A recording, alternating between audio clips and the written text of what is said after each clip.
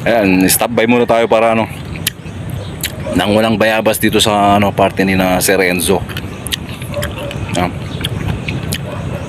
Ito yung pang diet talaga tuwing lunch time. Diba, pang diet bayabas, okay na to. Pang merienda, okay na to.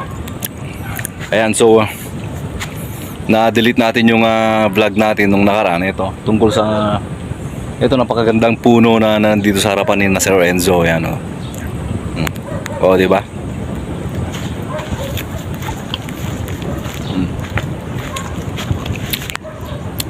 Dito lang ako kina Sir Enzo nakakita ng napakagandang silungan na punong kahoy dito sa kanilang harapan. Yan, dito sa Lasam. Ngayon, dito lang ako sa nakakita dito sa may New Orleans.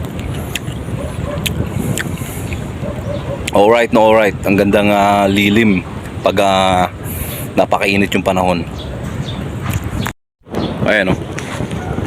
Ito galing daw sa Zambales. Zambales ba yung sinabi ni Sir Enzo nun? Ito marami na akong nakuhang ganito noon.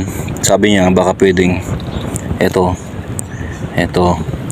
manguha ka niyan, baka pwedeng may ano, sabi niya may pwedeng may tumubo, sabi niya. Kaso lang lahat ng kinuha ko ng ganito na hinog, walang laman.